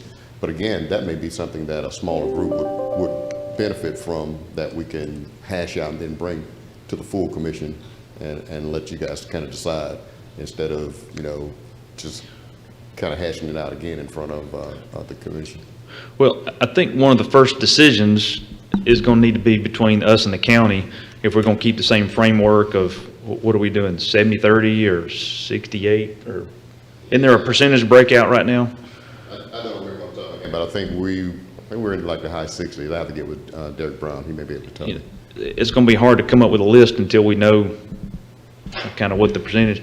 I would even advocate there might be one or two combined projects that we might say, hey, these two projects are city-county, and then you get into the percentages. But I just think the sooner we can start talking, the better. So whether that's in a December agenda item or a January, I just would ask. Well, what I'll do is I'll go ahead and reach out, and we can start the conversation about what the actual split will be. That way, when we bring that back to you, you can yay or nay that you agree with that split or not, and then we can move forward from there. Okay. And I guess under that topic, we are looking at a fall referendum. It wouldn't be a spring referendum. Is that the current? Nathan, do you know what the time frame is for the splash referendum? Okay. Well, I think that's probably, in the retreat, I mentioned that, there is an option of looking at this most, but I think we talked about, we don't want to tackle a most and a splosh all in 1 year. Yeah. But I guess I was asking for the date, so maybe that might be another thing we need to clear up, is if the fall is the splosh referendum, then we could plan out if we wanted to do a most, right, something like that. But all right. So the first thing I'll do is get you a city-county split and a preferred date for the referendum. That's right. Yeah. Okay. Okay. Commissioner Langstaff, any items for future agenda? Nothing at this time. Commissioner Young? Nothing at this time. Okay, thank you. I guess we will stand adjourned, and can we be in recess for 5 minutes, and then we'll commence with the special call meeting, which was scheduled at 10, or does the commission prefer to go right into the special call meeting? Commissioner Howard? Simply guess one agenda. I think the bladder will hold out, so let's go right into the agenda. Okay, just go straight to it? Not break for 5 minutes? Commissioner Fletcher, you want to go straight forward? Commissioner Warburton? Commissioner Langstaff? Ms. Young? I say we go forward. Okay, all right, well, we won't take a 5-minute break then. Okay. Call to order, a special call meeting of the Albany City Commission, November 4th, 2021. We have 3 items, 1 conditional on the agenda. We call the meeting to order. Ms. Talbot, would you call the roll, please? Or do you want me to read the call notice? Or you want me to do the roll call first? I was going to do that, yeah. Okay. Ward 1? Here. Ward 2? Here. Ward 3? Here. Ward 4? Ward 4 is here. Ward 5? Here. Ward 6? Here. Mayor. Mayor's here, and could we read the call, Ms. Talbot? Mayor and Commissioners, on Tuesday, November 2nd, 2021, the City Commission will be meeting at 8:30 a.m. to convene a special call City Commission meeting in Room 100 of the Government Center building. The purpose of the meeting will be to discuss and or approve the following. Number 1 is purchase of 2 super trucks for facilities in APD. Number 2, the purchase of 7 super duty trucks for utilities. And 3 is amending in ordinance section 10-164 of the City Code to provide for euthanasia of dangerous dogs in the expeditious and humane manner where dogs owners do not comply with OCGA section 10-164, subsections 1, 2, 3, or 4. Sincerely, it's signed by the interim city manager, and the mayor and commissioners were notified. Okay.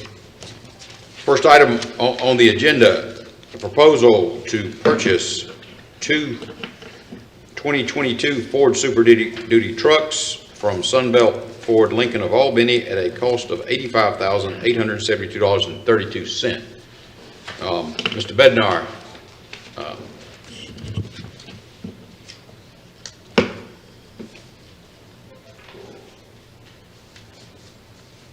Good morning again. I'm just here to answer any questions that you might have on this Okay, purchase. same presentation as before? Yes, sir. Strasburg, you have anything? Commissioner Howard? No further questions? Any questions, Mayor Pro Tem? No questions. Questions, Commissioner Fletcher? No questions. Questions, Commissioner Warrington? No questions. Questions, Commissioner Langstaff? No questions. Questions, Commissioner Young? No questions. Discussion, Commissioner Howard? No further discussion? Discussion, Mayor Pro Tem? No discussion. Discussion, Commissioner Fletcher? No discussion. Discussion, Commissioner Warrington? No discussion. Discussion, Commissioner Langstaff? No discussion. Discussion, Commissioner Young? No discussion. The chair would entertain a motion to approve the purchase. Mayor, I make a motion actually for both of these items. Item 1, Super Duty trucks, and then item number 2, Super Duty trucks for utilities. I second it. Okay, can we do that, Mr. Davis? Yes, sir. Vote on both of them, okay, good. Motion second, I'm sorry, I took discussion before, I should have taken discussion. Let's go around one last time. We're considering the purchase of the 2 trucks to be used for facilities grounds and animal control, and then we're also considering purchasing 7 trucks will be used for 1 for vegetation management, 2 for stormwater, 2 for lights, and 2 for water. Is that correct? Yes, sir. Any discussion, Commissioner Howard? No further discussion? Mayor Pro Tem? No discussion. Commissioner Fletcher? No discussion. Commissioner Warrington? No discussion. Commissioner Langstaff? No discussion. Commissioner Young? No discussion. Can we call the question, Ms. Talbot? Ward 1, Yes. Ward 2, Yes. Ward 3, Yes. Ward 4, Yes. Ward 5, Yes. Ward 6. Yes. Mayor. Mayor votes yes. Thank you, Mr. Bednar. The next item on the agenda is a conditional item to consider amending City Code Section 10-164A to provide for euthanasia of dangerous dogs. Commissioner Warrington and Mr. Davis. Yep, Mayor, I'll talk first, and I'll let Mr. Davis chime in with the details. So really, the context of this request, and this has happened numerous times, just to be honest with you, but last week we had a dangerous dog board meeting where they were they were considering an incident that happened that involved a child, very significant dog incident. Unfortunately, this was in the same neighborhood that 2 years ago a dangerous dog incident happened with an individual, a man, and he was significantly hurt. And here we are again at the same place. The problem that we have with our ordinance, we have a process to declare a dog dangerous. There's just nothing after that. So the first question I was asked when we were at the meeting the other day, well, what's going to happen with the dog? And we have no mechanism to do anything with these dangerous dogs. You know, I'm not being critical of Humane Society, but they have a different stance on euthanizing that has changed over the last couple of years. So whereas before Mr. Capers and the animal control, there was never questions asked. A dangerous dog came in and it was euthanized. You know, just it was the unwritten agreement. Humane Society now is more of a no-kill shelter, and I certainly appreciate that for strays and other animals that are picked up. I just believe on the dangerous dog front, we owe it to our citizens that once a dog and a significant incident happens, it goes through the process of dangerous dog with animal control, goes to the board that Mr. Davis handles. There's got to be a consequence, and if the owner does not comply, then that's what this ordinance deals with. It's 15 days. I also researched some other cities. Other cities have this. This is not something that we're doing something on our own. So I appreciate Mr. Davis putting this together quick, because we never know when another incident is going to happen. It can happen in any neighborhood, any part of the city. And I just think this gives the Animal Control Board more, I don't say power, but gives them something that when they declare a dog dangerous, that there is something that's going to happen with that. Right now, there's not. So as it stands right now, we have 2 dangerous dogs that have been in the Humane Society going on 3 years. 3 years. And they will not euthanize the 2 animals. Mr. Davis has attempted to go to Superior Court. They got animal support lawyers from Atlanta to come in. They appealed it. And here we are as a city litigating 2 animals that nearly took a man's life. The animals are in animal control, in Humane Society. And we can't allow that to continue to happen in our city when our citizens have these significant incidents that happen. If we had this legislation and this policy, that would not happen. We just need to give our animal control the authority to euthanize per this ordinance. So, Mr. Davis, I've rambled on enough. You have any other details? Thank you for the courtesy. This simply allows for animal control to decide to take a dog after it's been declared dangerous. We're not changing anything else. The dog owners obviously can notice. They get an opportunity to be heard before the Animal Control Board. And now, Chairman Capers, who by the way does a super job, will now have the ability to make a decision of taking it to an animal shelter or say to a veterinarian's office. The key requirement is that euthanasia be in an expeditious and humane manner. And so that's simply what's taking place, and we would appreciate your support in passing this ordinance. Thank you.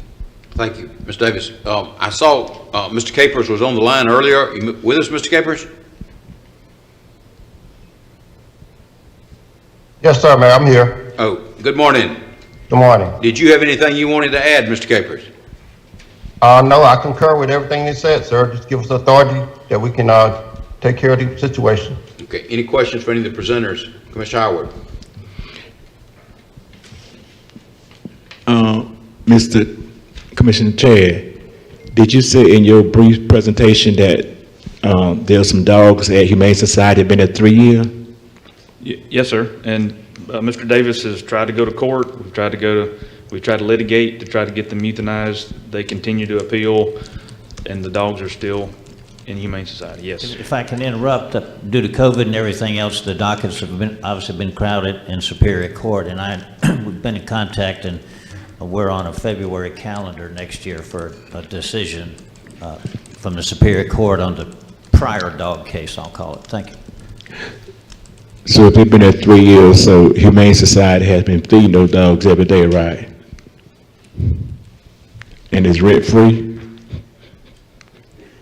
So the way they described to me is if the owner ever gets the animals out, and right now the owners, if they complied with the requirements of dangerous dog, they could get them out, meaning if they're fenced, if they have the bond and the insurance, and then they would be responsible for paying the 3 years of boarding, I guess, or they might be making payments along the way. That's the Humane Society's business. That's not ours. But you're right. Somebody should be or is paying to care for those dogs. Yes. And the dogs have Down been the city.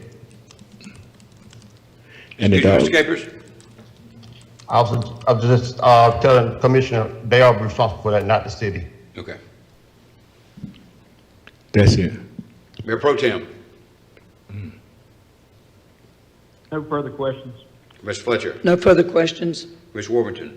Yeah, Mr. Davis. So this current case that we have, so for everybody's knowledge, the hearing didn't happen the other day.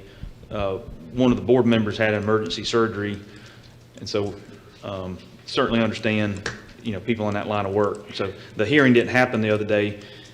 If this passes today, will this be in effect on this ruling that we're currently waiting on, or when we have the hearing, or does an incident have to happen after we pass this? No, so this would control the hearing when it has been rescheduled. I've sent all the homeowners a notice of the new date coming up. If I neglected to send one to you, obviously I'll send one to you and your colleagues. But the decision, when this ordinance passes, it becomes effective that day, which hopefully will be today. Okay, so for this particular incident, it may be good that that hearing didn't happen, that hearing happens after we vote on this.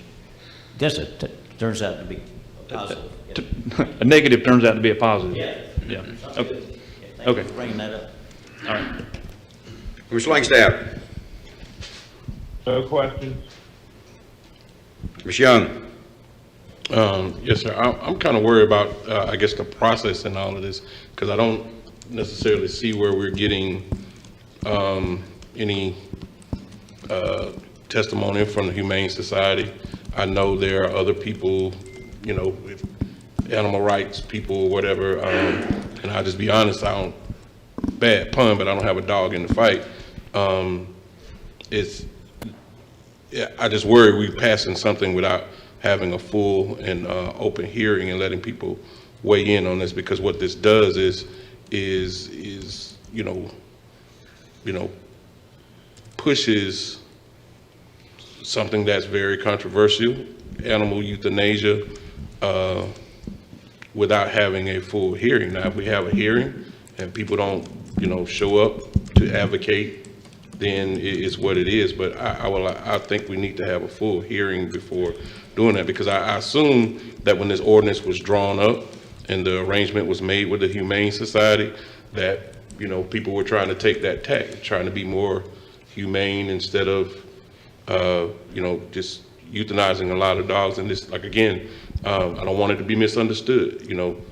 Dog attacks are terrible. They're bad. If dogs are deemed bad, then there are consequences for that, and there should be consequences for bad owners as well.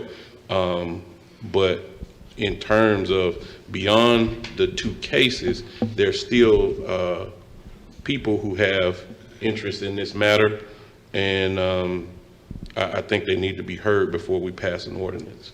That's it, Mr. Mayor. But Mayor, if I may respond to that. So, Mr. Davis, we did send this to the Humane Society attorney. I sent it to him 2 days ago. I think he provided, and I didn't read his email, but I think he was in general concurrence with this, wasn't he? Yes, sir. Mr. Dent. The two typos I put in by adding a couple words was in response to what Mr. Dent sent, and I think ours is not an error of what Mr. Dent suggested, but I incorporated what I could in it. Yeah, so that there was no general opposition from the legal counsel of the Humane Society. That's a fair statement, yes, sir. Well, do we have plans for a public hearing, or is that something that, because if we have a public hearing and nobody says anything, that's what it is. But I do think that, as you said, there are animal rights people who are weighing in on these cases from other places. We may have some people who are not being heard right here in our community.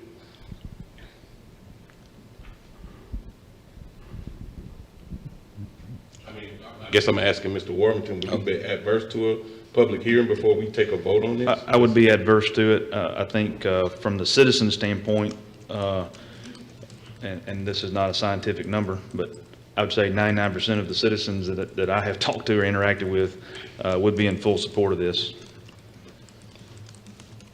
I mean, but those are the people who are connected to this case, the dog case, not necessarily animal rights people or people who love pets. Again, I would say that Humane Society does a great job with general pets, strays, animals, just got out, whatever. This is a completely different category of the safety of citizens,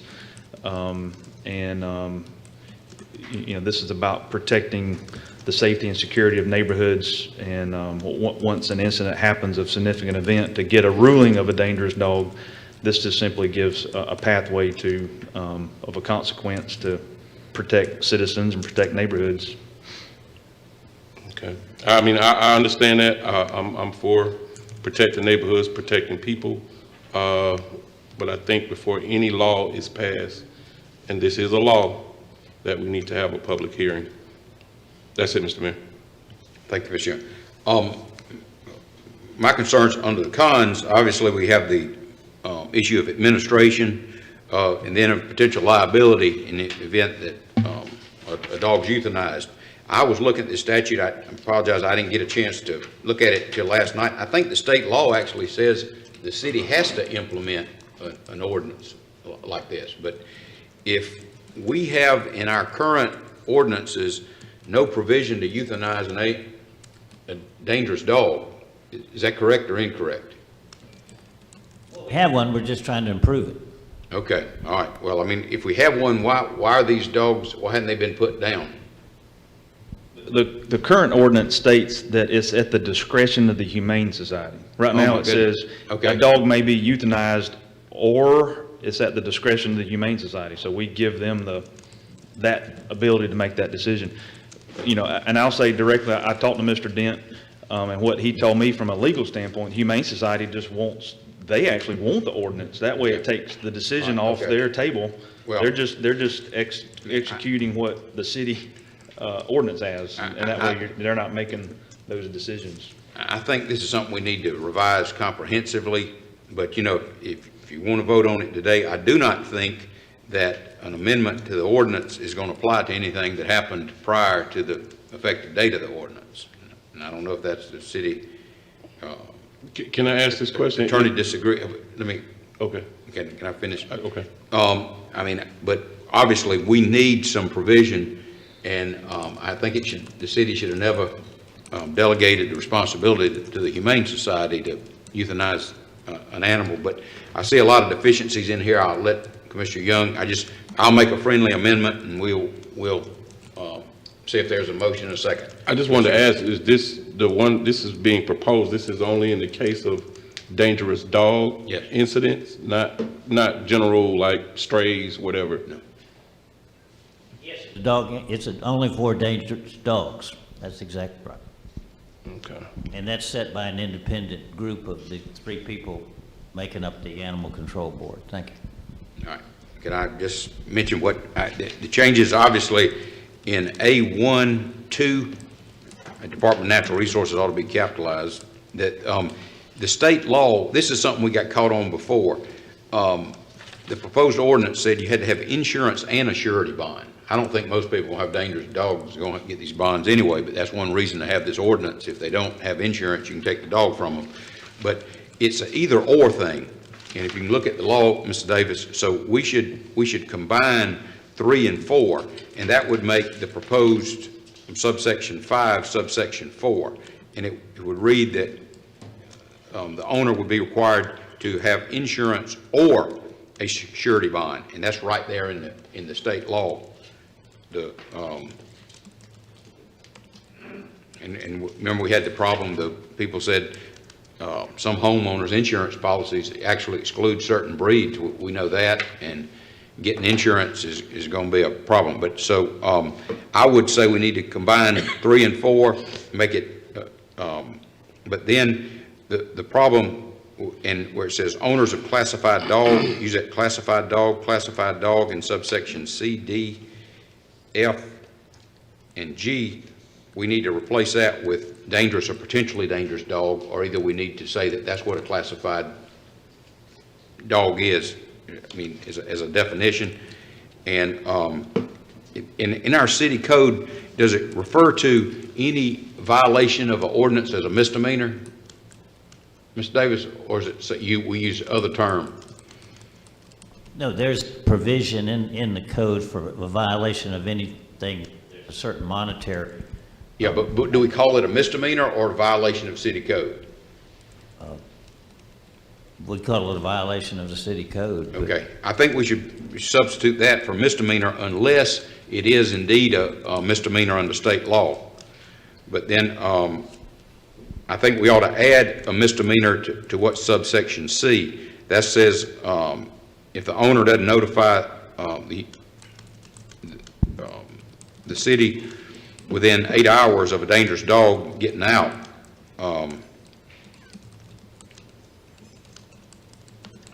is on the loose. Mayor. Yeah. Mayor, just everything you're saying, I completely agree. I think all that. But one of my future agenda items I just talked about was doing exactly what you're talking about, where we're trying to update the overall ordinance. And I think that needs to be done in conjunction with the animal control I mean, the Humane Society contract. I guess today, if you would, is just, Well, for simplicity's sakes, is just deal with Okay. the euthanizing provision for animal control. And everything you're saying, I think, is certainly needs to be tackled at some point. It's just whether or not it's going to be too cumbersome. Well, For the and special I'm just call trying to meeting. make a friendly amendment. I want to identify what I see, I mean, as a lawyer with problems, but also just in the language you're referring to, terms that are defined. I mean, we've taken an ordinance from somebody else's ordinance that has provisions that apply to the whole section. And so, I mean, I this. Are you wanting to make what you're requesting part of this item we're voting on today? Yeah. Okay. Yeah, I mean, what I mean, Commissioner, is that's when we get in this situation where we got this hodgepodge in our city code.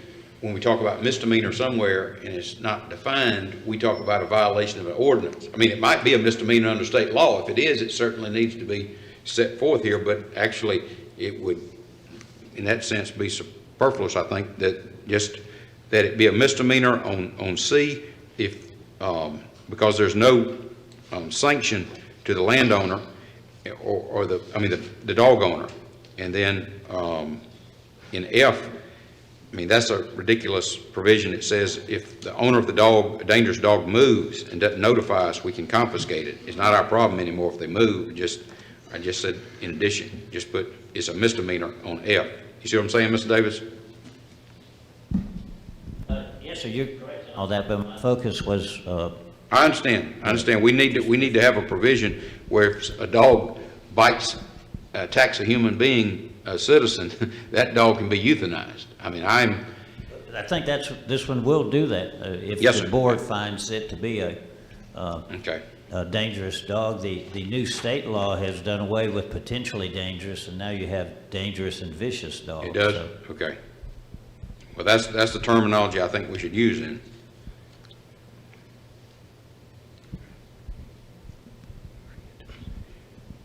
Okay. And then under H, instead of where it says provisions of this division, it should probably say provisions of this ordinance, I would think, at the last word on H. But if we can make those changes.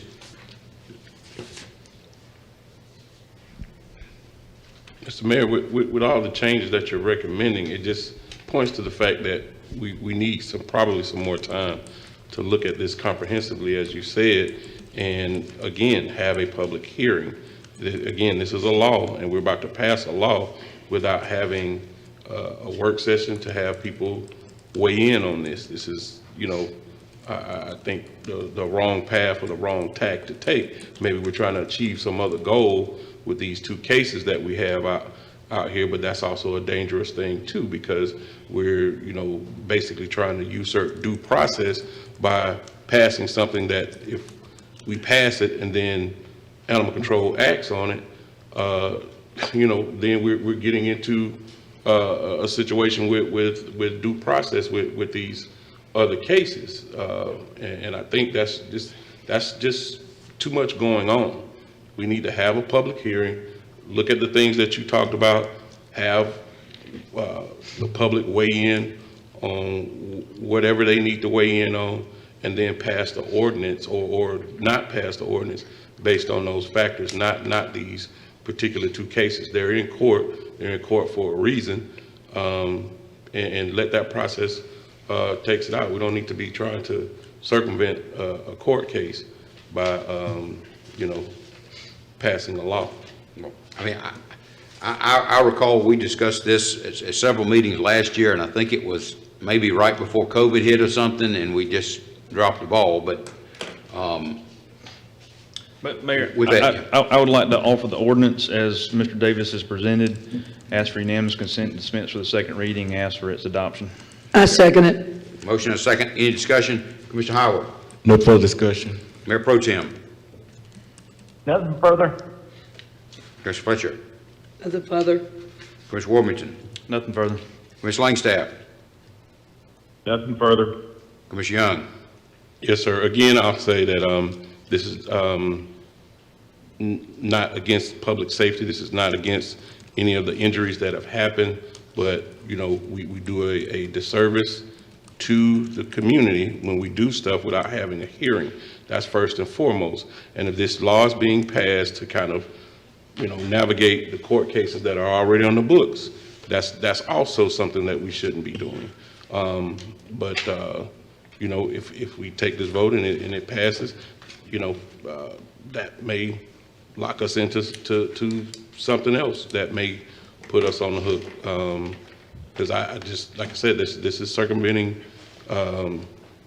public, you know, public hearing, and it's also might be circumventing due process. But that's it, Mr. Mayor. Okay, thank you. Can we call the question, Ms. Talbot? Ward 1? Yes. Ward 2? Yes. Ward 3? Yes. Ward 4? Yes. Ward 5? Yes. Ward 6? No. Mayor? Mayor abstains. I agree with the objective. I just have the issues with the provisions of the ordinance as referenced. But with that, that concludes our business, does it not? Okay. And the special call meeting is adjourned. Thank you. Have a good day.